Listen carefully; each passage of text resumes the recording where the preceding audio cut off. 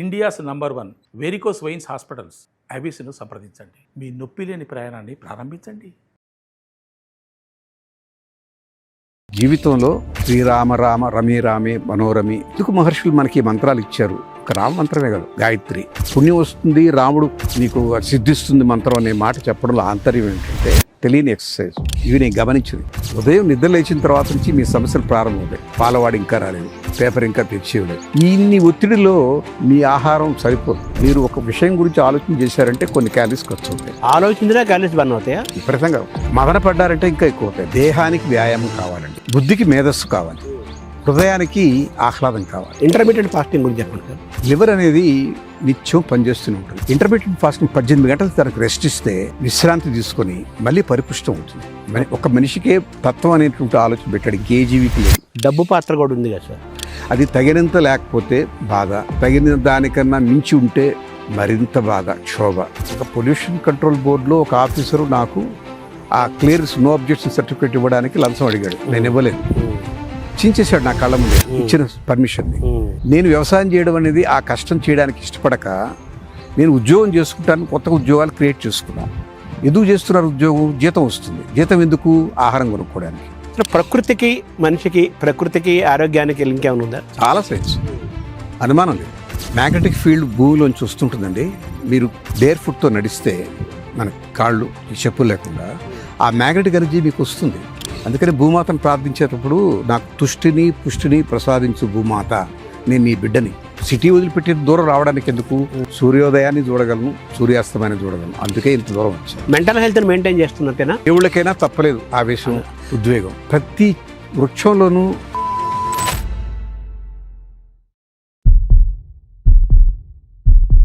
నమస్కారం. మనతో పాటు డాక్టర్ వరప్రసాద్ రెడ్డి గారు ఉన్నారు. వారు శాంత బయోటెక్నిక్స్ అధినేతగా ప్రపంచ ప్రసిద్ధులు. దీనికి మించి తన ఆరోగ్యాన్ని మలుచుకోవటంలో, శారీరకమైన ఆరోగ్యాన్ని, మానసికమైన ఆరోగ్యాన్ని, సామాజికమైన ఆరోగ్యాన్ని మలుచుకోవటంలో నిరంతరం వారు దానికి అంకితమే ఆ జీవనశైలిని అలవాటు చేసుకొని ఆనందంగా ఆరోగ్యంగా ఉండడానికి ప్రయత్నం చేస్తున్నారు. అందులో భాగంగా వారి ద్వారా మంచి సూత్రాలు, ఆరోగ్య సూత్రాలు తెలుసుకునే ప్రయత్నం చేద్దాం. నమస్కారం. నమస్కారం అండి. మీరు స్లిమ్ అయ్యారు, ఏంటి పాటిస్తున్నారు ఇంత తగ్గటానికి కారణం? చాలామంది తగ్గటం కోసం నానా బాధలు పడుతున్నారు, డబ్బులు ఖర్చు పెడుతున్నారు. నేను ఉద్దేశపూర్వకంగా అయితే తగ్గలేదు. నేను హెవీ వెయిట్ కాదు, కానీ వయసు వస్తుంది కదా, 77. బహుశా వయసు తగ్గట్టుగానే శరీరం కుంచుకుపోతుంది. ఈ జబ్బు లక్షణం కాదు, సహజ ధర్మం. శరీరం అంటేనే దాని డెఫినేషను శిథిలం అయ్యేదే శరీరం. ఆత్మకు శిథిలం లేదు, కానీ శరీరానికి శిథిలం అవుతుంది. వయోధర్మం ఉంటుంది. కాబట్టి సహజంగా తగ్గుతున్నానేమో. ఫుడ్ నుంచి మెడిసిన్ అంటారు కదా, ఈ మాట బాగా ఈ మధ్యకాలంలో బాగా వినపడుతున్నది. మీరు కూడా మీ ఆహార నియమాలు కూడా మీరు పాటిస్తుంటారు, కఠినంగా కూడా ఉంటారు ఆ విషయంలో. అదంతా ఆరోగ్యం కోసమే కదా, తద్వారా ఆనందం ఆరోగ్యం కోసమే కదా. కఠినం అనే మాట సరైనది కాదేమో. సరళంగానే ఉంటాను, కానీ ఇష్టమైన పదార్థాలని తీసుకుంటాను. ఆ ఇష్టం ఆరోగ్యమైన పదార్థాల మీద ఇష్టపడతాను. దీంట్లో ఆరోగ్యం ఉందని తెలిసినాక, అది మన హితం చేస్తుంది అనుకున్నాక, హితమైన పదార్థమే కొంచెం రుచిగా చేయించుకొని తింటాను. అహితమైనటువంటి వాటికి దూరంగా ఉంటాను. అంతకన్నా ఏమి లేదు, నియమాలు ఏమి లేదు. నియమం అంటే ఏంటంటే ఒకటే, బయట భోజనం చేయొద్దు అని. ఎందుకు అని అంటే, బయట భోజనం అంటే ఏమిటి? ఎవరో మీ ఇంటికి పిలిస్తే వచ్చి హాయిగా భోజనం చేస్తాను. మీరెక్కడో పెద్ద పార్టీ ఇస్తారు, లేదా నేనే పెద్ద పార్టీ ఇస్తాను. అది ఇంట్లో వండరు, బయట ఏ క్యాటరర్కో ఇస్తాం. క్యాటరర్స్ వాళ్ళు మంచివాళ్లే కాదన్ను, అంతమందికో భోజనం తయారు చేసి పెడుతున్నారు. ఆ మాస్ స్కేల్లో శుభ్రతకి ప్రమాదం. ముఖ్యంగా నూనెని 1-4 సార్లుగా వాడితే దాని DNA మారిపోతుంది, దాని స్వరూప స్వభావాలు మారిపోతాయి. అది హాని చేస్తుంది బాడీకి. అందుకే ఈ పెళ్ళిళ్ళలో, అనేక ఉత్సవాల్లో, వాటిల్లో మాస్కేలో తయారు చేసే భోజనాలు ఎప్పుడు చేయను. వాళ్ళు నొచ్చుకుంటారనుకున్నప్పుడు ఏదో నామమాత్ర వశిష్టంగా ఒక పండు లేకపోతే ఒక స్వీటో తినేసి వచ్చేస్తాను. మీ దగ్గరికి వచ్చి తిన్నాను అని చెప్పి అనిపించుకొని వస్తాను. ఎక్కడ భోంచేరు. మనిషి యొక్క ఆరోగ్యంలో ఆహారం పాత్ర ఉంది కదా, అదే ముఖ్యం. You are what you eat, you are what you read, you are with whom you are. శరీరంలో వచ్చే మార్పులని మనం తీసుకునే ఆహారం బట్టి ఉంటాయండి. దాని ప్రభావం చాలా ఉంటుంది.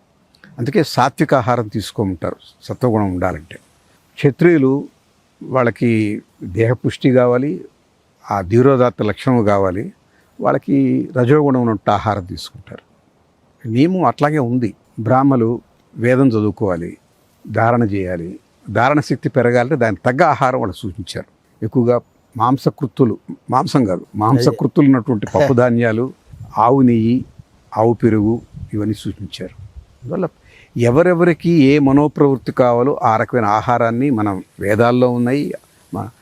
ఆరోగ్యానికి కూడా వాగ్భట్టుడు ఎంతో రాశారు. వాటిలంతా సూత్రీకరించారు ఎవరికి ఏ ఆహారం మంచిది. మీ లైఫ్ స్టైల్ అంటున్నారు కదా, అందులో ఆహారం పాత్ర ఎలా ఉంటుంది సార్? ప్రముఖంగా ఉంటుంది. నిద్రాహార మైథునాలు 3 సహజ ధర్మాలు, వాటికి ఎప్పుడూ లోటు రాకూడదు. ఎవరైనా మంచి ఆహారం తీసుకొని సరిపోతుంది అనుకొని రాత్రులంతా పనిచేసి మిగతా విషయాలని వదిలేస్తే అది కూడా బ్యాలెన్స్ లేదు. సమతుల్యం ఉండాలి జీవితంలో. సమతుల్యత లేనటువంటి జీవితం అనారోగ్యానికి హేతు. మొట్టమొదట రోగం అనేది ఎలా ప్రవేశిస్తుందంటే బ్యాలెన్స్ లేకపోవడం, డిస్ప్రపోర్షనేట్గా ఉండడం. 2 గంటలు నిద్రపోయి 12 గంటలు పనిచేసి బోర్డు సంపద పోగేసి పేరు ప్రతిష్ట సంపాదించి ఆరోగ్యంగా ఉంటాడంటే ఉండలేడు. 8 గంటలు నిద్రపోవాలి, 2 గంటలు మీ శరీరం మీరు కృషి చేయాలి, నడకో వ్యాయామం ఏదో చేయాలి. మనసుకి ఆరోగ్యం కోసంగా ధ్యానం చేసుకోవాలి. ఇంకా ఇప్పుడు ఇది మతం పరంగా చెప్పట్లేదు, నామస్మరణకే పరిమితం అయితే అది మతం. దాంట్లో అర్థం పరమార్థం చేసుకుంటే ఆధ్యాత్మికం. మనకెన్నో మంత్రాలు మన మహర్షులు ద్రష్టలు ఇచ్చారు. రామ మంత్రం, శ్రీరామ రామ రమే రామే మనోరమి. అది కేవలం రాముడిని మెప్పించడానికి మాత్రమే అనుకోకండి. రాముడు మెచ్చుకుంటాడేమో, నేను కాదన్ను. పదే పదే మన నామస్మరణ చేస్తే మనకు తృప్తి కలుగుద్ది. కానీ దేవుడు వీటికి అతీతం. ఆయనకి ఎవరో పొగిడితే పొగిడించుకోవాలని ఉండదు. అది మన స్వభావం, మానవ స్వభావం. మరి ఎందుకు మహర్షులు మనకి మంత్రాలు ఇచ్చారు? ఒక రామ మంత్రమే కాదు, గాయత్రి, 24 అక్షరాల గాయత్రి. ఇవన్నీ మనం స్మరణ చేసినప్పుడు, మనకు తెలియకుండానే వాటిని ఉచ్చరించినప్పుడు, ఆ అక్షరాలు పలికినప్పుడు మన నాలుక లోపల నోట్లో ఉన్నటువంటి అనేక ప్రాంతాలని, పెదాలని, అంగిటని, పక్కలని అన్నిటినీ స్పృశిస్తుంది. అప్పుడు వాటి ద్వారా సంకేతాలు వెళ్తాయి 72,000 నాడులకు. ఇది ఆరోగ్యాన్ని పెంపొందిస్తాయి. ఒక్కో మంత్రం ఒక్కో రకమైనటువంటి విధంగా పనిచేస్తుంది.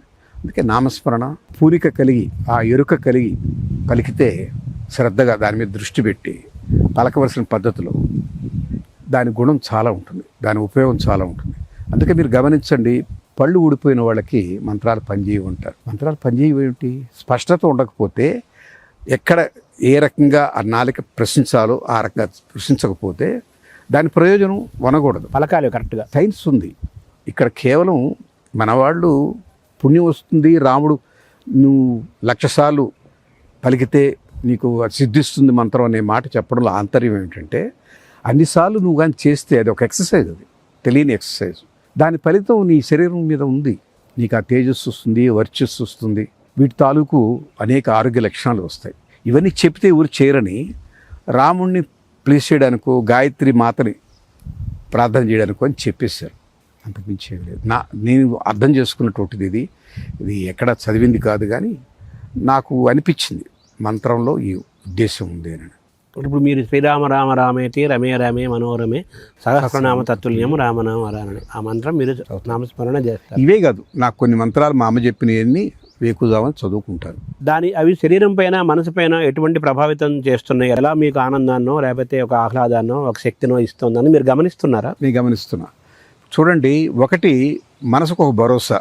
ఉదయం లేచి ఎవడి మీదో పగో, ఎవడి మీదో కోపమో, ఎవడి మీదో కక్షో లేకుండా హాయిగా నామస్మరణ చేసుకున్నాను. భగవంతుడు ఉన్నాడని నమ్మాను, నేను ఒక మంచి పనే చేశాను, ఒక భావం వస్తుంది. ఇది బాహ్యంగా. అంతర్గతంగా నాకు తెలియకుండానే నేను చెప్పిన 72,000 నాడుల మీద ఈ ప్రభావం వచ్చి శరీరం చాలా తేలికవుతుంది.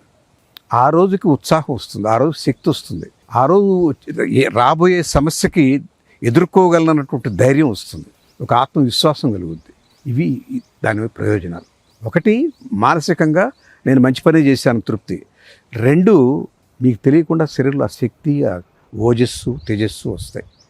ఎదుర్కోగలను ఇవాళ ఈ సమస్యని, దీన్ని దాటగలను, ఈ సమస్య పరిష్కారం కనుక్కోగలను అన్నటువంటి ఒక ఉత్తేజం వస్తుంది. ఇవి నేను గమనించింది. మీ మైండ్ బాడీని మీరు చదువుతున్నారు, ఆ స్పృహత ఉన్నారు మీరు. అదే యోగా. చిత్తవృత్తి నిరోధ యోగా.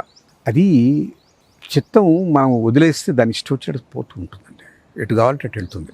అదొక కోతి, ఒక కొమ్మ నుంచి ఇంకో కొమ్మ మీదకి దూకుతూ ఉంటుంది.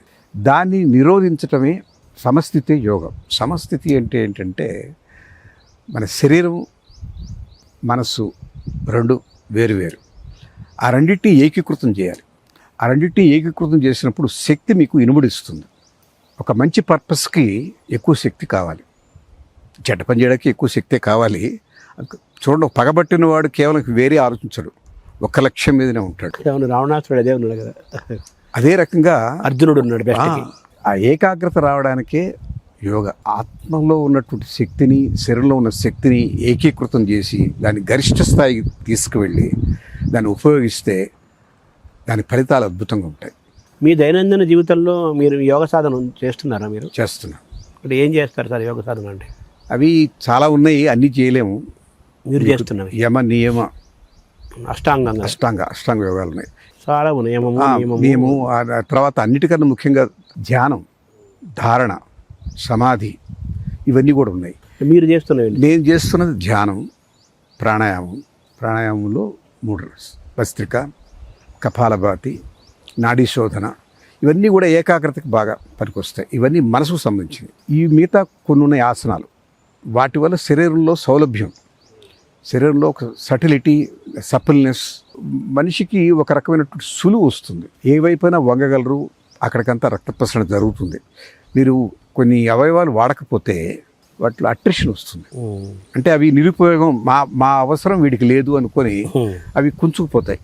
నిద్రాహారం 5 నెలలు అన్నారు కదా, అవును, పంచేంద్రియాలను వాడాలి, అన్నీ వాడాలి. ఏది వాడకపోయినా అనారోగ్యమే. మన అవయవాలకి అందవలసిన ఆక్సిజన్ తగిన మోతాదులు అందకపోబట్టే, అక్కడ రక్త ప్రసరణ సరిగా లేకపోబట్టే అక్కడ నొప్పులు, అక్కడ రకమైనటువంటి కష్టాలు వస్తాయి. ఏం చెప్పాలి, మనం అనుకున్నట్టుగా ఈ చెయ్యి వెనక్కి పోదు. ఎందుకంటే మీరు వాడలేదు దాన్ని. మీరు వేసేటువంటి భుజంగాసనంతో భుజాలు గట్టిపడతాయి, మీకు అక్కడ శక్తి వస్తుంది, వాటికంతా ఆ అవయవాలకంతా రక్త ప్రసరణ జరుగుద్ది, ఆక్సిజన్ వెళ్తుంది, అవి ఉపయోగంలోకి వస్తాయి. మీరు వాడకపోతే ఉపయోగంలో ఉండవు. మీరు ఏమేమి ఆసనాలు వేస్తుంటారు సార్ రోజు? ఒకప్పుడులాగా పద్మాసనం వేయలేదు. నాకు యాక్సిడెంట్ అయినప్పుడు ఫేమర్ బోన్ మల్టిపుల్ ఫ్రాక్షన్ అయినప్పుడు లోపల రాడ్ పెట్టారు. దానికి ఇక నాకు కూర్చునే సౌలభ్యం లేదు. కానీ ఆసనం కాదు, కానీ నేను కుర్జీలో కూర్చొని అన్ని రకాల ఆసనాలు చేస్తాను. ఈవెన్ సూర్య నమస్కారాలు కూడా కుర్జీలో కూర్చొని చేయగలను. అబ్బో, చేస్తాను. తర్వాత భుజంగాసన్, సర్వాంగాసన్ నాకు చాలా ముఖ్యం. సర్వాంగాసన్ వల్ల శిరస్సుకి రక్త ప్రసరణ బాగుంటుంది. సర్వాంగాసనం చాలా మంచి ఆసనంగా చెప్తారు కదా. అవును, సర్వాంగాసనం చాలా మంచి ఆసనం, భుజంగాసనం కూడా చాలా మంచిది. తర్వాత ఈ బ్రిడ్జ్ అంటాం, సేతుబంధాసనం, అది నడువుకి చాలా శక్తినిస్తుంది. వంగిపోరు, మనిషి ఇంత వయసులో కూడా నిటారుగానే ఉంటాం, లేకపోతే ఇలా వంగిపోతారు. అది చేస్తాను. వీటన్నిటికన్నా ముఖ్యంగా అన్ని ఆసనాల తర్వాత ప్రశాంతంగా, దాని శవాసనం అనే మాట కరెక్ట్ కాదు, యోగ నిద్ర, అది కనీసం 5-6 నిమిషాల సేపు అలా ప్రశాంతంగా ఉండడమే చాలా ముఖ్యం. దానివల్ల ప్రశాంతత వచ్చేస్తుంది. ప్రశాంతత అనేది మొట్టమొదటి పునాది ధ్యానానికి. ఆ తర్వాత ధ్యానం చేసుకో. అది మీరు చేస్తుంటారా? చేస్తాను. ప్రతి దాని మీద దృష్టి సారిస్తాను. అంటే ఇట్ట చూడడం కాదు, అదే మనసు స్కాన్ చేస్తుంది, ఆటోమేటిక్ స్కాన్, అన్ని దగ్గర ప్రశ్నించుతూ పోతుంది. అంతా హాయిగా రిలాక్స్ అయిపోయింది, ఎక్కడ బిగుసుకోవడం అనేది ఉండదు. ఇలాంటి ప్రశాంత స్థితికి 5-6 నిమిషాలు పడుతుంది. 1 నిమిషం పడుకొని అయిపోయింది అని లేచిపోవడం కాదు. 5-6 నిమిషాలు కన్నా ఎక్కువ ఉంటే నిద్రలోకి జారిపోతాడు, అది మంచిది కాదు. యోగ నిద్ర అనేది సటిల్గా ఒక పాయింట్ వరకు వచ్చి స్పృహలో ఉండి రిలాక్స్ కావడం. ఆ తర్వాత ధ్యానానికి కూర్చుంటే ధ్యానం చాలా పర్ఫెక్ట్గా స్టార్ట్ అవుతుంది. అది లేకుండా మీరు ధ్యానంలో కూర్చుంటే చిత్తవృత్తి నిరోధకం ఉండదు, అది అట్టట్లు తిరుగుతూనే ఉంటుంది. ఈ ప్రశాంతత నుంచి నెక్స్ట్ స్టెప్పే ధ్యానం.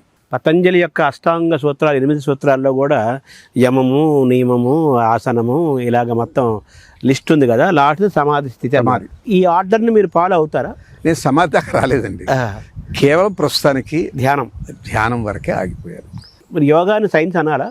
Definitely science. WHO వాళ్ళు, వరల్డ్ హెల్త్ ఆర్గనైజేషన్లో అందరూ సైంటిస్టులే, బ్యూరోక్రాట్స్ ఉండరు అక్కడ.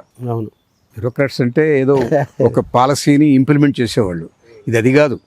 వీళ్ళు సైంటిస్టులు, ప్రాక్టీషనర్స్.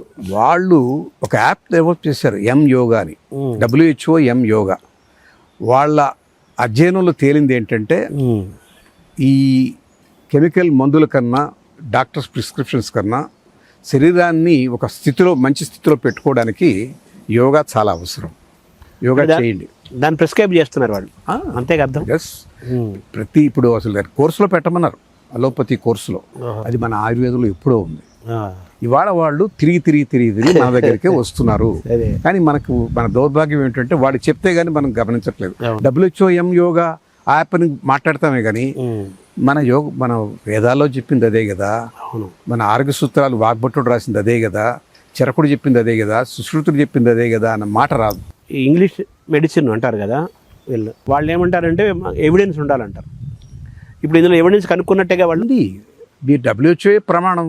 ఇవాళ ఏ వ్యాక్సిన్ చేసినా ఏ ముందు చేసినా WHO ఎండార్స్మెంట్ లేనిది అది ఎక్కడ వాడరు. అది ఆ స్థితికి వచ్చింది. ఇవాళ యోగాని యాక్సెప్టెన్స్ సైంటిఫిక్ కమ్యూనిటీ అంతా యాక్సెప్ట్ చేసింది. తర్వాత ఆహార నియమాల్లో భాగంగా ఒకప్పుడేమో ఏకభుక్తం అనేవాళ్ళు, ఉపవాసం అంటుండేవాళ్ళు. ఇప్పుడేమో ఇంటర్మీడియట్ ఫాస్టింగ్ అంటున్నారు. ఏమైనా డిఫరెన్స్ ఉందా? దీంతో మీకు ప్రాక్టీస్ ఉందా వీటిల్లో? డిఫరెన్స్ అని కాదు కానీ రెండు వేరే సబ్జెక్ట్స్. ఒకటి ఏకభుక్తం అనేది ఎందుకనంటే అది ఆనాటి జీవన శైలి. అప్పుడు ఇన్ని వ్యాపారాలు లేవు, ఇన్ని వస్తువులు, ఇంత కన్జ్యూమరిజం లేదు, ఇన్ని వ్యవహారాలు డీల్ చేయాల్సిన అవసరం లేదు. వాళ్ళు వ్యవసాయదారులు. బేసిక్గా వ్యవసాయం ఎందుకు చేస్తారు? ఆహారం కోసం. అంటే ఒక జీవి మనుగడ సాగించాలంటే వ్యాపారం కాదు కావాల్సింది, ఆహారం కావాలి. అంతే కదా. ఆహారం ఎట్లొస్తుంది అంటే వ్యవసాయం చేస్తూ వస్తుంది. నేను వ్యవసాయం చేయడం అనేది ఆ కష్టం చేయడానికి ఇష్టపడక నేను ఉద్యోగం చేసుకుంటాను, కొత్త ఉద్యోగాలు క్రియేట్ చేసుకున్నాం. ఎందుకు చేస్తున్నారు ఉద్యోగం? జీతం వస్తుంది. జీతం ఎందుకు? ఆహారం కొనుక్కోవడానికి. ఆ పని మన వాళ్ళు ప్రాచీనులు ఆహారమే, వ్యవసాయమే. ప్రతి ఒక్కరూ ఈవెన్ ఆధ్యాత్మికంగా ఉన్నటువంటి బ్రాహ్మణులు కూడా 1 ఎకరా పొలం ఏదో నారుబడి ఉండేది. మినిమం కావలసినటువంటి ఇంటికి కావాల్సిన ధాన్యం పట్టించుకునేవాళ్ళు. పెసలు, జొన్నలు, మినువులు అన్నీ పట్టించుకునేవాళ్ళు. అది ఆహారం చేసుకొని దేవ ప్రార్థనతో కాలం గడిపేవాళ్ళు. వాళ్ళకి ఏకభుక్తి సరిపోతుంది. శారీరక శ్రమ కేవలం ఆ 6 రోజులు 6 నెలల పంట. ఇప్పుడు కానీ 2 నెలల పంటలు వచ్చినాయి కానీ 6 నెలలు వ్యవసాయం, మిగతా 6 నెలలు ఖాళీ. వర్షాకాలం బయటికి వెళ్ళేవాళ్ళు కాదు, ధ్యానం చేసుకునేవాళ్ళు. ఆ 6 నెలల శ్రమకి అప్పుడు బహుశా ఉదయం సద్దనం లాంటివి తినేవాళ్ళు, మధ్యాహ్నం ఏదో భోజనం చేసేవాడు, రాత్రికి అక్కర్లేదు. కానీ ఇవాళ అది కాదు. ఒత్తిడి వల్ల కూడా మీకు ఆహారం చాలా అవసరం అవుతుంది. చాలా ఎనర్జీ డిసిపేట్ అయిపోతుంది. ఉదయం నిద్ర లేచిన తర్వాత నుంచి మీ సమస్యలు ప్రారంభమవుతాయి. పాలవాడు ఇంకా రాలేదు, పేపర్ ఇంకా తెచ్చేయలేదు, పేపర్ చదవాల్సి కూడా ఒక వ్యసనం అయిపోయింది. పాలవాడు ఇచ్చిన కాఫీ తాకపోతే వ్యసనం అయిపోయింది. పనివాళ్ళతో ఏదో సమస్యలు ఉన్నవాళ్ళకి పనివాళ్ళు ఉంటారు, సమస్యలు వస్తాయి. ఇవి కాక ఆయన వ్యాపారాలు, సందర్శకులు, తను చేసిన సోషల్ ఆబ్లిగేషన్స్, ఇన్ని ఒత్తిడిలో మీ ఆహారం సరిపోదు. ఎంత క్యాలరీస్ ఖర్చు అవుతున్నాయో మీరు ఒక విషయం గురించి ఆలోచన చేశారంటే కొన్ని క్యాలరీస్ ఖర్చు అవుతాయి. మరి శరీరానికి పోషణ ఆలోచించినా క్యాలరీస్ బర్న్ అవుతాయా? అయ్యో విపరీతంగా అవుతాయి. మదన పడ్డారంటే ఇంకా ఎక్కువ అవుతాయి, బెంగ పడ్డారంటే ఇంకా ఎక్కువ అవుతాయి, దిగులు పడ్డారంటే నాశనం అయిపోతుంది. అంటే ఫిజికల్గా మూమెంట్సే కాకుండా మనసును కష్టపెట్టే కొద్దీ కూడా క్యాలరీస్ బర్న్ అవుతుంటాయి. అదే కాదు, రివర్స్లో కూడా మాట్లాడుకున్నాం. మీరు ఆనందపడే కొద్దీ, ఆహ్లాదం పెంచుకునే కొద్దీ మీకు ఎక్కడైనా తుష్టి, పుష్టి, సంతృప్తి, మొహంలో తేజస్సు, వర్చస్సు వస్తాయి. దానికి ఆపోజిట్ సమస్యలు, యాంగ్జైటీసు, ఆందోళనలు, నిర్వేదాలు, నిరాశలు, నిస్పృహలు కుంచేస్తాయి. ఇవి కుంచుతాయి, అవి పెంచుతాయి. శరీరంలో ఉన్న గొప్పతనం ఏంటంటే భగవంతుడు ఎలా చేశాడంటే కేవలం ఫిజికల్గానే కాదు, మీ ఆలోచన సరళిని బట్టి కూడా మీ ఆరోగ్యం నిర్ణయం. Very good. ఇప్పుడు good cholesterol, bad cholesterol, good bacteria, bad bacteria, good thinking, bad thinking, చాలా ప్రభావం ఉంటుంది. ఇవి మైండ్ మీద, తద్వారా హెల్త్ మీద ప్రభావం చేస్తాయి. మనిషి తేజస్సులో కూడా తేడా వస్తుంది. తేజస్సు కూడా ఫేస్లో చూడండి, కొంతమంది ఈ వ్యాపారాలు, వ్యవహారాలు లేని వాళ్ళు ఒక రకమైనటువంటి నిబద్ధత జీవితంతో జీవించే దూరంగా ఉండేవాడు. ఎప్పుడన్నా మీరు నైమిషారణ్యం వెళ్ళారా? చాలామంది అడిపోయి తపస్సు చేసుకుంటారు. ఇప్పుడు కూడా ఏమీ లేదు బయట ప్రపంచం. ఆ చెట్ల మధ్య కూర్చొని ధ్యానం చేసుకుంటూ ఉంటారు. ఎంత ప్రశాంతంగా ఉంటారు, ఎంత గొప్పగా ఉంటారు. ఎక్కడి నుంచి వచ్చింది వాళ్ళకి అందం? హ్యాపీగా ఉంటారు. వాళ్ళు బ్యూటీ క్లినిక్కి వెళ్ళారా మొహంతో పాలిష్ చేయించుకోవడానికి? లేదే. ఆ తేజస్ ఎక్కడి నుంచి వచ్చింది? మన లోపలే ఉంది. ఇదంతా మనం తెలుసుకోవట్లేదు. Great laboratory created by God, great designer. So మీరు చెప్పిన సారాంశం ఏంటంటే ఆనందం. ఇక్కడ కూడా ఒకటి చెప్పుకోవాలి. దేహానికి వ్యాయామం కావాలండి, దాన్ని కరెక్ట్ ఫామ్లో పెట్టుకోవాలి. బుద్ధికి మేధస్సు కావాలి. మేధస్సు లేనటువంటి బుద్ధి వక్రిస్తుంది. మేధస్సు ఎక్కడి నుంచి వస్తుంది? అధ్యవసాయం చదవాలి, మనకున్న వాగ్మయం చదవాలి, మనకున్న వాటిని సమీక్షించుకోవాలి, హృదయానికి ఆహ్లాదం కావాలి. ఎక్కడి నుంచి వస్తుంది? సంగీత సాహిత్యాలు. మనకు ఓవరాల్గా ఆనందం కావాలి, పరమానందం బ్రహ్మానందం అంటాం. అది ఎక్కడి నుంచి వస్తుంది? సేవ చేస్తూ వస్తుంది. ఇదేం చేసినా రాదు. ఆహ్లాదం వేరు, ఆనందం వేరు. ఆహ్లాదం అనేది అప్పుడు టెంపరీగా కలిగేటువంటి ఒక గొప్ప ఉత్తేజం. మంచి పాట విన్నారు, ఓ మంచి కవిత్వం చదివారు, మంచి పద్యం విన్నారు, అది ఆహ్లాదం, టెంపరీ, మంచిదే, అది కూడా అవసరం. ఆనందం, ముఖ్యంగా బ్రహ్మానందం. ఒక మనిషి ఒక ఆనంద స్థితిలో ఉన్నాడు అంటే ఎక్కడి నుంచి వస్తుందంటే కేవలం సేవ చేస్తేనే వస్తుంది నిర్ణయించాడు భగవంతుడు. తృప్తి ప్లేస్ కూడా ఉంది కదా. తృప్తి కూడా ఎక్కడి నుంచి వస్తుంది? తృప్తి నేను ఇవ్వగలిగానంటే. తీసుకుంటే తృప్తి రాదు, అసంతృప్తి, అపరాధ భావం. అవును, నేను ఆయన చేయి దాసాల్సి వచ్చింది, నేను నా చేయి కింద ఉంది, ఆయన చేయి పైన ఉంది అన్నటువంటి భావంతో వాళ్ళకి తగినంత తృప్తి రాదు. ఇచ్చిన వాడికి చాలా తృప్తి వస్తుంది, మనస్ఫూర్తిగా ఇచ్చిన వాడికి, ఏడుస్తూ ఇచ్చిన వాడికి కాదు. అందుకే చెప్పారు, దానం చేసేటప్పుడు వినయంతో ఉండు, విసిరీయడం కాదు. నీ ఇవ్వగలిగే అవకాశం నాకు దేవుడా నువ్వు ఇచ్చావు, అతను పుచ్చుకుంటున్నాడు, మహానుభావుడు నాకు ఈ తృప్తిని మిగిల్చాడు అని చెప్పి దండం పెట్టి. ఇంటర్మీడియట్ ఫాస్టింగ్ గురించి చెప్పండి సార్. లివర్ అనేది నిత్యం పనిచేస్తూనే ఉంటుంది. మనం మేలుకో ఉంటే అది పనిచేస్తుంది, నిద్రపోయినప్పుడు అది కూడా రెస్ట్ తీసుకుంటుంది. మనం ఎడాపెడా ఎప్పుడు పడితే అప్పుడు తింటూ ఉంటే దానికి ఎప్పుడు పని అలసిపోతుంది, అది కూడా అవయవే కదా. Over doing. ఇంటర్మీడియట్ ఫాస్టింగ్ 18 గంటలు దానికి రెస్ట్ ఇస్తే ఈ లోపల దాంట్లో బాడీలో ఉన్న టాక్సిన్స్ అని విసర్జించి విశ్రాంతి తీసుకొని మళ్ళీ పరిపుష్టం అవుతుంది. లివర్కు ఉన్న గొప్ప గుణం 3/4 లివర్ చెడిపోయినా, తాగుబోతులు చెడిపోద్ది, 1/4 మిగిలిన అదన్నా ఆరోగ్యం ఉంటే 3 దాన్ని తాను పునర్నిర్మించుకుంటుంది. దానికి ఆ గుణం ఉంది. కొన్ని బలులకి తోక తెగిపోతే మళ్ళీ వస్తుందంటారే, మనిషిలో లివర్కి ఆ గుణం ఉంది. బయట ప్రపంచం తెలుసుకుంటా కానీ మనం లోపల మనం చూసుకోం కదా. కేవలం ఏకభుక్తం మంచిది అన్నారు. రెస్ట్ ఇచ్చినట్టు మిగతా టైం అంటే శ్రమ లేనప్పుడు. శ్రమ ఎక్కువ ఉంది కాబట్టి ఇప్పుడు కనీసం 18 గంటల దానికి రెస్ట్ ఇవ్వండిరా బాబు, 16 గంటలు ఇవ్వండి, 12 గంటలు ఇవ్వండి పోనీ అని కన్సెషన్ ఇస్తూ వచ్చారు. అది మంచిది. అది ఇంటర్మీడియట్ ఫాస్టింగ్. తెలుసుకునే గురించి నువ్వు తెలుసుకోండి. రమణ మహర్షి అదే చెప్పారు, ఆదిశంకరాచార్య అదే చెప్పారు, నో యువర్ సెల్ఫ్ అన్నారు. ఇప్పుడు ఈ జగ్గి వాసుదేవం ఇంజనీరింగ్ అంటున్నారు. ఇవన్నీ దీని కింద వస్తాయంటారా? ఎన్ని చెప్పినా మూలం అదేనండి.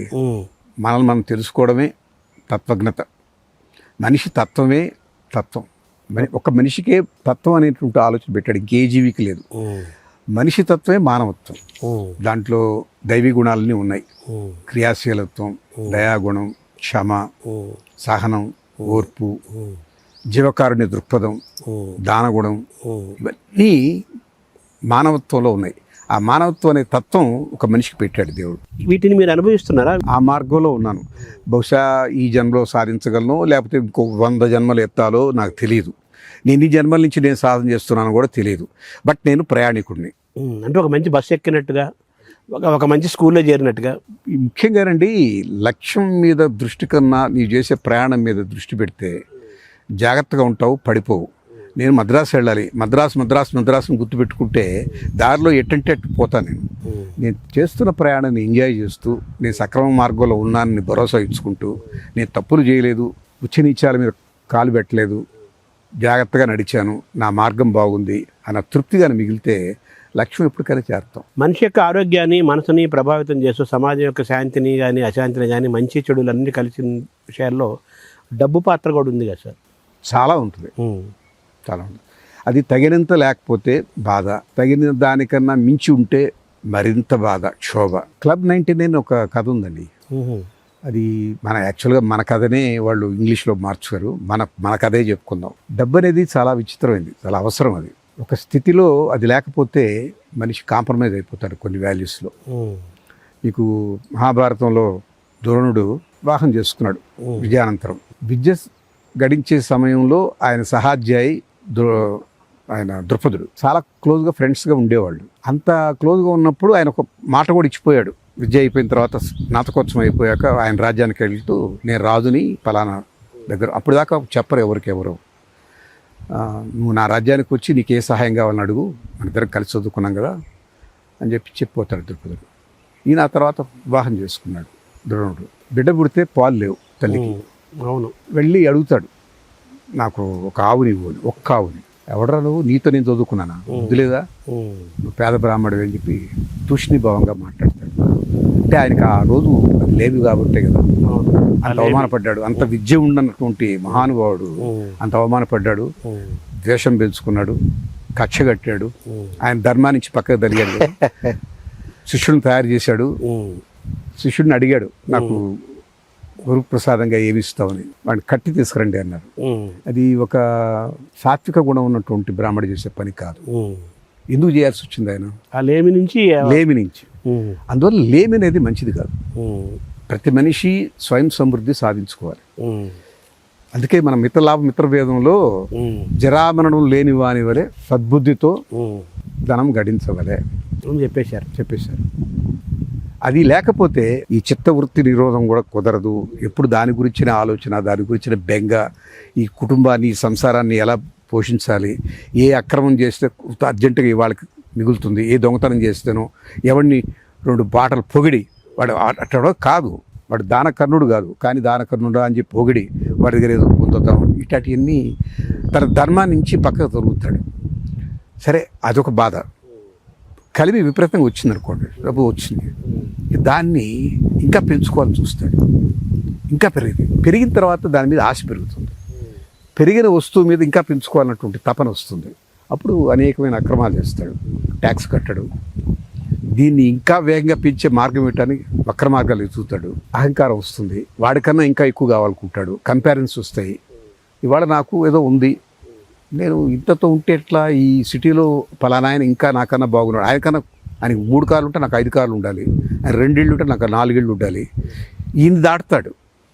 అక్కడ అంబానీ ఇంకా పెద్ద ఆయన కదా, ఆయన దాటాలి అనుకుంటాడు. ప్రపంచంలో ఉన్న బిల్ గేట్స్ దాటాలనుకుంటాడు. ఇవన్నీ దీనిలో అంతు లేదు. కంపారిజన్ కూడా ప్రాబ్లమే. ఉప్పు తినే కొద్దీ దాహం ఎక్కువ అవుతూ ఉంటుంది. ఇది కూడా అంతే. ఆ 99 క్లబ్ అనే కథ ఎంత గొప్పదో చూడండి. ఒక రాజుగారు ఏనుగు మీద అంబారీ మీద ఎక్కిపోతున్నాడు. కాలు మీద కాలు వేసుకొని పడుకొని పాడుకుంటున్నాడు జానపదం. ఏమిట్రా వీడు ఇంత ఆనందంగా ఉన్నాడు, మనకి ఇంత రాజ్యం ఉన్నా మనం ఇంత ఆనందంగా లేవు, వాడి గుడిసి మీద సరిగ్గా కప్పు కూడా లేదు, సూర్యుడు వాడి మీద తీక్షణంగా పడుతున్నాడు, అయినా వాడు ఆనందంగా పాడుకుంటున్నాడు. ఏంటంటే, ప్రభు వాడికి ఏమీ లేదు కాబట్టి. అదేంటిది, ఏమి లేకపోతే ఆనందమా? వాడికి కావాల్సినదో ఉంది, వాడికి ఇవాళ కావాల్సిన ఆహారం వాడు పని చేసుకుంటాడు, సరిపోద్ది. మిగుల్చుకోవాల్సింది ఏమి లేదు కాబట్టి వాడికి ఆనందంగా ఉన్నాడు. నాకు నమ్మకం కలగట్లేదు నువ్వు చెప్పేది అంటాడు. నీకు ఒక రుజువు చేస్తాను, వాడి ఆనందాన్ని తీసేయమంటారా అన్నాడు. అంటే ఎట్లా అన్నాడు. వాడికి ఏదో చూపించి ఆనందం తీసేస్తాను, వాడికి ఇచ్చి ఆనందిస్తాను, ఇస్తే ఆనందపడతారు కానీ ఎట్లా అన్నాడు. చూడడు ప్రభు ఏం చేస్తాను అన్నాడు. మన్నాడు రాత్రిపూట వెళ్ళి 99 బంగారు కాణాలు అటు పడేశాడు. 99 100,000. వాడు మన్నాడు చూసుకున్నాడు, ఆనందపడిపోయాడు, లెక్క పెట్టుకున్నాడు 99. అవరా ఒకటెవరో కొట్టేశారు, నేను 100 ఇట్ట తయారు చేయాలి. ఈ 99 వచ్చినందుకు ఆనందం లేదు, ఆ ఒకటి కూడా ఒకటి రాలేదని బాధ. ఆ ఒకటి కోసం రాత్రింబౌడు పనిచేయడం మొదలెట్టాడు, పాడుకోవడం మానేశాడు. ఇది ఏది ఆహారం లేదు, వాడు 24 అవర్స్ పనిచేయడం మొదలెట్టాడు. మళ్ళీ రాజుగారిని తీసుకొచ్చాడు. చూడండి వాడి పరిస్థితిని. వాడి మొహం దిగాలు పడిపోయి ఉంది, ఆందోళనలో ఉన్నాడు. అది దాచిపెట్టుకోవడం ఎక్కడ అనుకుంటున్నాడు. ఈ 100 కాయని ఎప్పుడు వస్తుంది అనుకుంటున్నాడు. ఈ రందులో పడిపోయాడు. స్పష్టంగా కనిపించింది రాజుగారికి. అవురా, ఇది ఎంత ఉండాలో అంతే ఉండాలి, అంతకన్నా ఎక్కువ ఉన్న ప్రమాదమే, తక్కువ ఉన్న ప్రమాదమే. ఇది కదా జాతక కథల్లో కదా. సార్, మామూలుగా డబ్బులు సంపాదించే క్రమంలో చాలామంది ఆరోగ్యాన్ని కోల్పోతారు.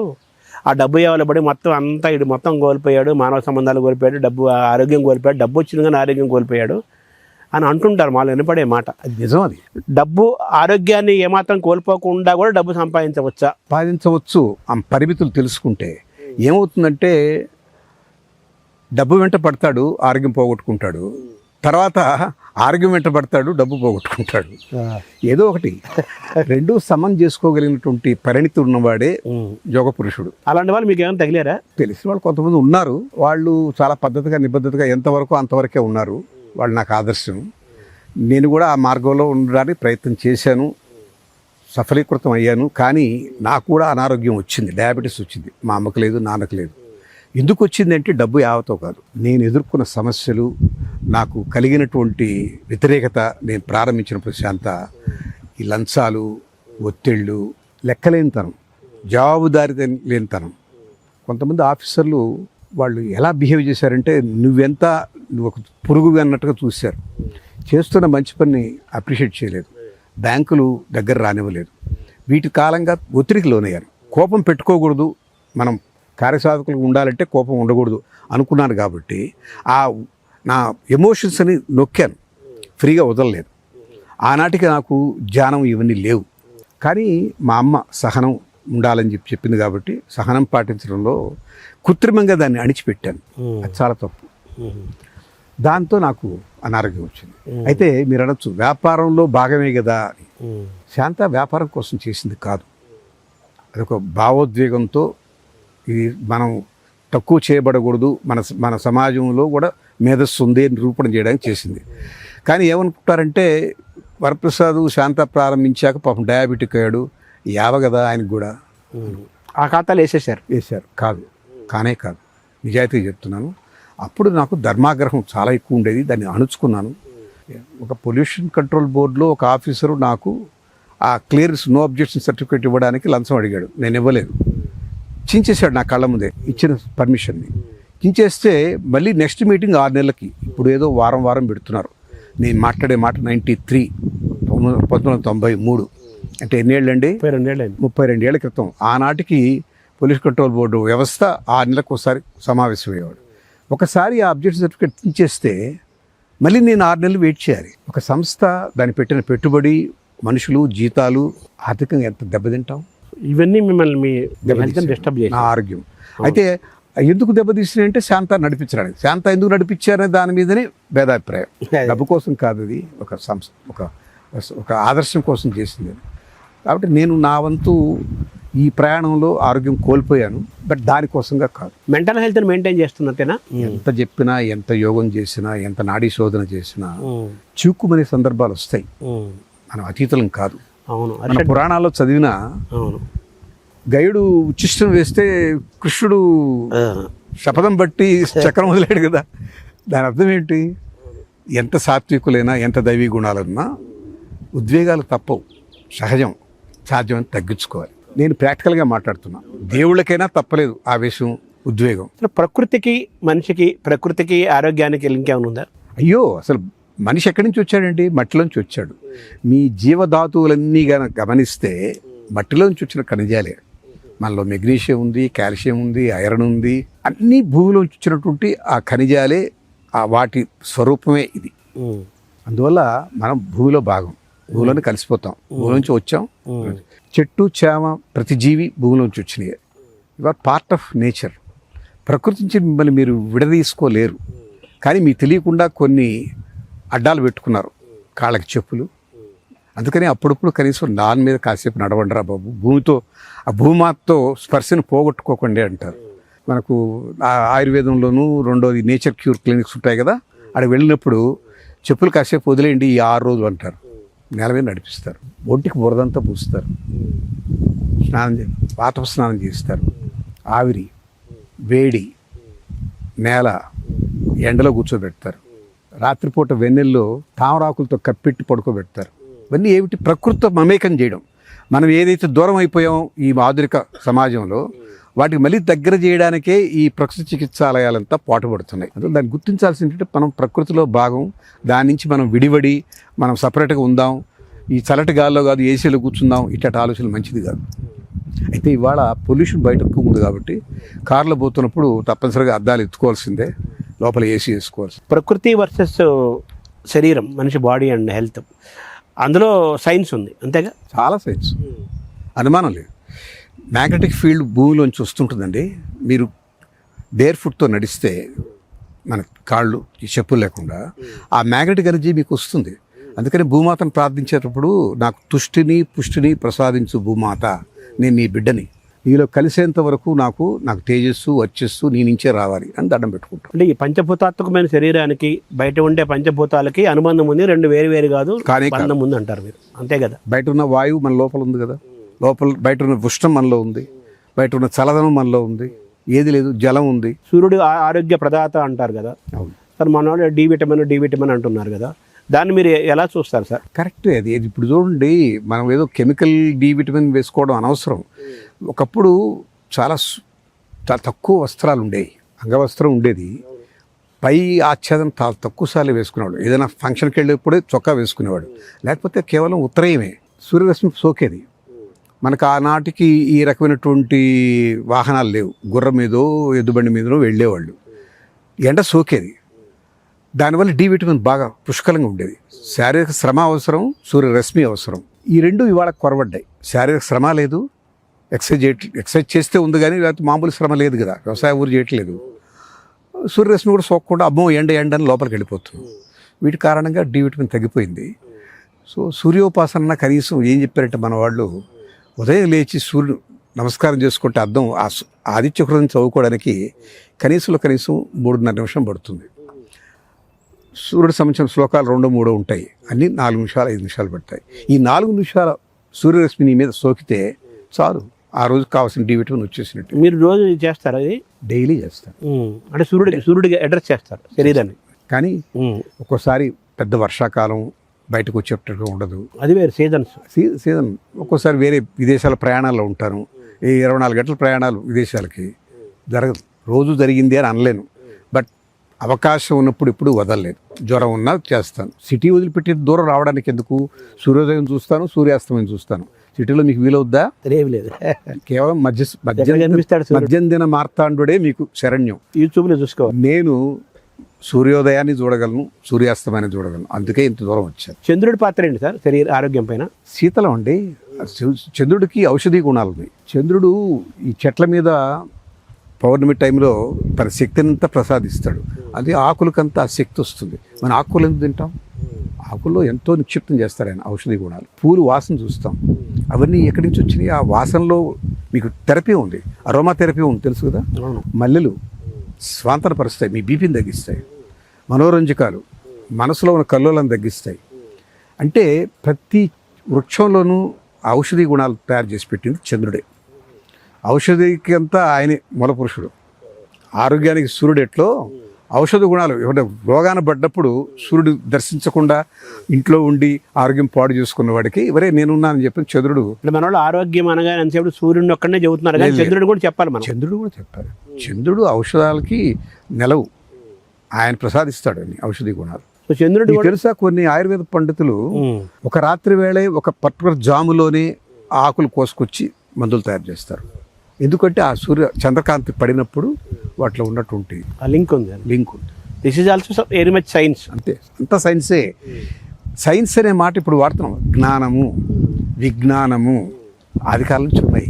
వేద విజ్ఞానం అంటే ఏమిటి? ఇవే సర్వలోక క్షేమం, సర్వజీవ శ్రేయం, త్యాగశీల జీవనం. ఈ భారతీయ సంస్కృతి ఇదే కదా. సనాతన ధర్మం అంటే కూడా ఇవన్నీ సనాతనమే, సమన్వయమే సనాతనం, సమన్వయం భారతీయం. ఇలా చెప్పిన తర్వాత మనం వాటిని వదిలిపెట్టి మనం ఇంగ్లీష్ పుస్తకాలు చదువుతాం, ఇంగ్లీష్ లాంగ్వేజ్ నేర్చుకుంటాం, మా తెలుగే వద్దు, సంస్కృతం వద్దంటే ఇట్లాగే ఉంటుంది. అంటే సనాతనానికి మీరు ఇచ్చే నిర్వచనం ఏంటి సార్? అన్నీ సమన్వయం చేసుకోవడమే సనాతనం. అనాదిగా అన్ని సమన్వయం చేసుకోవాలి. ప్రకృతితో మమేకం కావాలి, ఆహార నియమాలు పాటించాలి, సమాజంలో మిగతా వాళ్ళతో నువ్వు ఎలా నీ వే ఆఫ్ డీలింగ్, నీ వ్యక్తిత్వం ఎలా ఉండాలి, ఎవరిని నొప్పించొద్దు, నువ్వు నొప్పి పడకు, ఎవరికైనా మేలు చేస్తే మర్చిపో, ఎవరైనా కీడు చేస్తే కూడా మర్చిపో, నీకెవరన్నా మేలు చేస్తే గుర్తుపెట్టుకో. ఇవన్నీ మన వేదాలు చెప్పినవి. అవన్నీ సమన్వయం చేసుకోవడమే సనాతనం. మీ పరిస్థితి ఏంటి ఇక్కడ? అయ్యా, నేను సాధకుడిని, నేను సాధించిన వాడిని కాదు. నాకు చాలా లోపాలు ఉన్నాయి. నా లోపాలు తెలుసు కాబట్టే అసలు లోపం తెలుసుకోవడం సగం దూరం ప్రయాణం చేసేసినట్టు. స్వీయ లోపంబలు ఎరుగుంటే గొప్ప విద్య అంటాడు అక్క. నేను చాలా సాధకుడుగా ఉన్నాను. ఇంకా ఎంతకాలం చేయాలో తెలియదు, ఎన్ని జన్మలు కావాలో తెలియదు. నేను వాటికి అనేక పర్యాయాలు కోప్పడ్డాను, విసుక్కున్నాను, బాధపడ్డాను, ఆక్రోశపడ్డాను. మీ కోపం దీర్ఘ కోపమా, షార్ట్ టెంపరా? Short, very short. అది సాధించాను. ఏ కోపం నాకు ఒక నిమిషం, 1 నిమిషం కన్నా ఎక్కువ నామస్మరణకి వెళ్ళిపోతాను. అది మీకు బాగా ఉపయోగపడుతుంది. బాగా ఉపయోగపడుతుంది. నామస్మరణ అద్భుతం అండి. కలియుగానికి అదే చెప్పింది. త్రేతాయుగంలో యజ్ఞయాగాదులు, ద్వాపరంలో అర్చనలు, కలియుగంలో చేయాల్సింది కేవలం నామస్మరణ. తర్వాత ఇప్పుడు షుగరు, బీపీని కూడా మనం రివర్స్ చేయొచ్చు రకరకాల మన విధానాల ద్వారా అంటుంటారు కదా సార్, అంటున్నారు చాలామంది. అది దాన్ని మీరు నమ్ముతారా? మీకైనా ప్రాక్టీస్ ఉంది అందులో? పూర్తిగా తగ్గిపోవు. దానికి దోహదం చేసేటటువంటి యోగా ఇవన్నీ అవసరం. కానీ దానివల్లనే మొత్తం అంతా నయమైపోద్ది అనుకోవడం కొంచెం ఎక్కువ ఆశించినట్టే. దాంతో పూర్తిగా నయం కాదు. డెఫినెట్గా ఆ ఇంప్రూవ్మెంట్ పాత్రలో పెడుతుంది. అవాయిడ్ వైట్స్ అంటున్నారు ఈ మధ్య బాగా వినపడే మాట. అన్నం తినొద్దు, పందార వైట్ దాన్ని మీరు నమ్ముతారా? కవితాత్మకంగా చెప్పినట్టు మోడర్న్ పోయిటరీ అది ఏమీ లేదు. తెలుగు చాలా స్వాంతనిస్తుంది. తెల్లటి వస్త్రం చాలా గొప్పది, తెల్లటి పాలు మంచిదే, తెల్లటి మజ్జిగ మంచిదే. తెలుపు అంతా మంచిది కాదు అనడం కరెక్ట్ కాదు. కాకపోతే ఏంటంటే చెప్పడానికి చాలా బాగుంటుంది. షుగర్ అనేది వద్దు, కానీ బెల్లం తీపే కదా. అసలు షడ్రుచుల్లో ఏ రుచిని వదలడానికి వీల్లేదు. You have to have. షడ్రుచుల్లో హెల్త్ అండ్ సైన్స్ ఉందా? సైన్స్ ఉంది. అన్ని రుచులు అవసరం శరీరానికి. చేదు అవసరమే, పులుపు అవసరమే, తీపి అవసరమే. మధుర పదార్థం లేనిది అది షడ్రుచులు లేకపోతే అది ఒక పెద్ద లోపం. అది సమయం వర్సెస్ జీవితం. సమయం అనేదే దైవ సమానం. కాలాన్ని గౌరవించకపోతే మీరు దేవుణ్ణి గౌరవించనట్టే లెక్క. దేవుణ్ణి ఉపాసించడం అంటే కాలాన్ని ఉపాసించడమే. మీరు ఏది పోయినా ఏది కోల్పోయినా మీరు తెచ్చుకోగలరు. సమయాన్ని కోల్పోతే మాత్రం మీరు తెచ్చుకోలేరు. మీరు అక్కడితో ఆగిపోయినట్టు.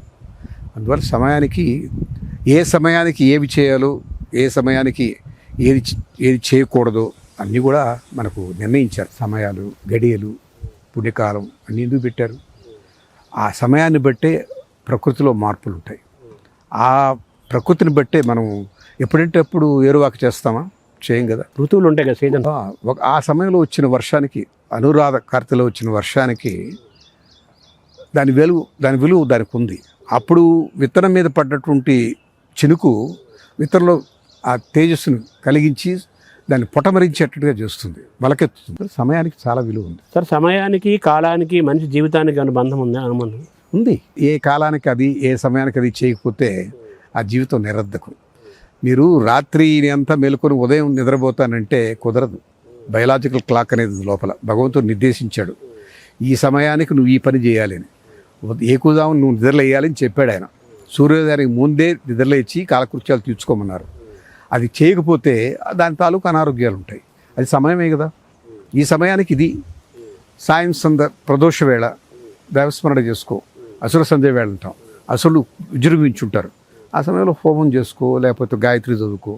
అది ఆ సమయానికి అది 8 ఆహారం తీసుకొని భోగ సమయం సుఖపడు. ఆ సమయంలో నిద్రపో. ఇంకేదైనా నీకు సంసారం ఉంటే సంసారం చేయి. అంతేగాని మిగతా వేళల్లో చేయకూడని పనులు చేయకూడదు, చేయవలసిన పనులు చేయకుండా మానకూడదు. అంటే ఆ టైమ్లీనెస్. ఆహారం కూడా పర్టికులర్ టైమ్స్లో ఉంటే శరీరం కూడా ప్రిపేర్ అయి ఉంటుంది. మీ 12 గంటల భోజనం చేసే అలవాటు అనుకోండి, 11:30 నుంచే జీర్ణ ప్రక్రియ స్టార్ట్ అవుతుంది. ఆ జ్యూస్ అన్నీ తయారవుతూ ఉంటాయి. మీరు ఆ సమయానికి ఇవ్వలేదు అనుకోండి, అవి నీరు గారిపోతాయి. ఆ తర్వాత ఉత్పన్నం కావు, మీరు తినేది అరగదు. అందుకని వేళ తప్పి తింటే అరగదు అంటాం. అంటే మనం బాడీకి ఏది అలవాటు చేస్తే అది అలవాటు అవుతుంది అనుకుంటారు. అంతే. వేదంలో చెప్పినట్టుగా కాల ప్రమాణం పాటిస్తే అది మంచిది. బాడీ దానికి అలవాటు పడాలి. అంటే కాలం చాలా గొప్పది జీవితంలో. కాలంలోనే మంచి చెడు, అసలు నకిలీ, లాభ నష్టాలు, కష్ట సుఖాలు, ఆరోగ్యం అనారోగ్యాలు, సంబంధాలు అన్నీ ఆ కాలంలో ముడిపడి ఉంటాయి కదా అంటారు కదా. అవును. ఆ ఫిలాసఫీ నమ్ముతారా మీరు? ఏది ఎప్పుడు జరగాలో నిర్ణయం అయిపోయింది అని ఒక సిద్ధాంతం, కర్మ సిద్ధాంతం. క్లౌడ్ స్టోరేజ్ అంతా ఇంత కాదండి. అవును. మీరు మాట్లాడే గిగా కాదు, అనంతం. దాని పేరే ఇన్ఫినిటీ. విష్ణు వ్యాపకుడు అంటాం. విష్ణు అంతా వ్యాపించు. సర్వవ్యాపి. ఎంత వ్యాపి ఏమన్నా దానికి ప్రమాణం ఉందా? 2GB 3GB 10GB టెరాబైటా? కాదు, ఎంతో తెలియదు. అనంతం. ఆ అనంతంలో మనమంతా భాగం. What is life sir? జీవితం భగవంతుడు అనుభవించమని ఇచ్చాడు, సరిగా అనుభవించమని దిద్దాడు వేదాల్లో. దాన్ని ప్రశ్నామయంగా చేసుకుంటారు, అయోమయం చేసుకుంటారు. కొందరు ఆనందిస్తారు, కానీ సరైన పద్ధతిలో ఆనందించక అది ఆనందం కాదు, అది ఆహ్లాదం కోసం పక్కదారి పడతారు. ఆనందం చిరస్థాయిగా ఉండే ఆనందం కోసం కొద్దిమందే ప్రయత్నం చేయగలరు. వాళ్ళకి ఆనందం దొరికినప్పుడు జీవితం ఒక వరం. జీవితాన్ని అర్థం చేసుకోకపోతే ఒక శాపం. మీరు మీ జీవితాన్ని ఎలా చూశారు, ఎలా అర్థం చేసుకున్నారు? నాకు ఇచ్చిన అవకాశంగానే భావించాను. నాకు ఒక అవకాశం ఇచ్చాడు దేవుడు. మంచి కుటుంబంలో జన్మనిచ్చాడు. ఒక మంచి వ్యక్తి దగ్గర డిసిప్లిన్ నేర్పించాడు. మా మేనమావ దగ్గర మా అమ్మ నాకు జన్మనిచ్చింది, అనేక మంచి విషయాలు చెప్పింది. మా నాన్న వ్యవసాయదారుడైనా కూడా ఆయన ఏం డిగ్రీ హోల్డర్ కాకపోయినా నేను ఎంతవరకు చదువుకోవాలని చదివించాడు. నేను ఏమి చేసినా అడ్డం చెప్పలేదు, నన్ను ఎంకరేజ్ చేశాడు. భుజం మీద చేసి నేను ఉన్నాను రా నీకు అని అన్నాడు. నా చుట్టూ సమాజం, నాకున్న స్నేహితులు కూడా మంచివాళ్లే, నన్ను ఎవరు మోసం చేసిన వాళ్ళు లేరు. అక్కడక్కడ ఎదురు దెబ్బలు తగిలినాయి. ఆ ఎదురు దెబ్బల వల్ల నేను నేర్చుకున్నదే ఉంది, కానీ పోగొట్టుకుంది ఇలా ఉండడం కరెక్ట్ కాదు కదా అని తెలిసింది. సో నాకు జీవితం, నా ఉద్దేశంలో నాకు పెద్ద వరం. నాకు మంచి జీవితం ఇచ్చాడు. నాకున్న ఈనాటి స్థాయి భగవంతుడు ఇచ్చిన వరం. జీవితంలో డూస్ డోంట్స్ అని చెప్తారా చివరిలో? అట్లాంటివి వాళ్ళు నిర్ణయించుకోవాలండి. ఎవరి జీవితం వాడిదే. వాళ్ళకి వాళ్ళ ప్రవృత్తిని బట్టి వాళ్ళు నిర్ణయించుకోవచ్చు. స్థూలంగా ఒకటే, ఎవరికి హాని చేయకు, మేలు చేయకపోయినా పర్లేదు కానీ ఎవరికి హాని చేయకు. ఎవరు చేసే హానికి నువ్వు లోను కాకు. దానికి తగ్గ సమర్థత ఉండాలి, సన్నద్ధత ఉండాలి. అంటే ఏమిటి, నిన్ను నువ్వు కాపాడుకునే శక్తి సామర్థ్యాలు అలవర్చుకో. వైజ్ఞానికంగా, శారీరకంగా, మనోబలంతో సిద్ధంగా ఉండు. ఎవరి చేత నొప్పి పడకు, ఎవరిని నొప్పించకు. ఇప్పుడు శాంతబెట్టికి ఏమైనా చేస్తున్నారా సార్? ఇప్పుడు మీరు ఏమన్నా ఇప్పుడు నేను దానికి చైర్మన్గా కొనసాగుతూ ఉన్నాను. నాతో దాని బంధం వదలదు, నేను బతుకున్నంత వరకు ఉంటుంది. దాన్ని రవిరాజు గారు నిర్వహిస్తున్నారు. వాళ్ళు నా ప్రిన్సిపల్స్ మీదే నడుపుతానని మాటిచ్చారు, చేస్తున్నారు. ఇంకా మార్కెట్లోకి రాలేదు, దాని పునరుజ్జీవనంలో ఉంది, ఆ దశలో ఉంది. మీ పాత్ర ఉంటుంది అందులో? నేను చైర్మన్గా ఉన్నాను కదా. నేను స్థూలంగా ఉంటుంది. నేను రోజువారీగా నా దిశానిర్దేశాలు ఉంటాయి కానీ రోజువారీ కూలీని కాదు అక్కడ. పెద్దరికంగా ఇది నాన్న ఇది మంచిది అని చెప్పుకోవడం వరకు. ఏమైనా వ్యాక్సిన్లు ఏమైనా రాబోతున్నాయా గొప్పవి అంటే అయ్యే ఉన్నవే పునరుద్ధరిస్తున్నాం, కొత్తవేమీ లేదు. పాత మన శాంత తీసుకొచ్చి హెపటైటిస్ అన్నీ వస్తాయి. ఏమేమి వ్యాక్సిన్? 14 వ్యాక్సిన్లు ఉన్నాయి, 1 కాదు 2 కాదు. మీరు ఈ వ్యాక్సిన్ ఎట్టి పరిస్థితుల్లో తేవాలనేది ఏమైనా ఉందా మీ మనసులో, లైఫ్ గోల్? అంటే ఇప్పుడు ఏం గోల్స్ పెట్టుకోలేదండి. నా గోలల్లో ఆత్మోద్ధరణ. మనం ఈ భారతదేశంలో పుట్టిన దానికి మనకు ఈ ఆధ్యాత్మిక జ్ఞానం, తత్వ విచారణ, ఆత్మోద్ధరణ ఇలాంటి మహోత్తుంగా తరంగాలు కేవలం ఈ దేశానికే పరిమితం. ఇక్కడ పుట్టడం మన అదృష్టం. అవి వదిలిపెట్టి నేను ఆ వ్యాక్సిన్, ఈ వ్యాపారం ఇవన్నీ ఆలోచించలేదు. Thank you. నమస్కారం.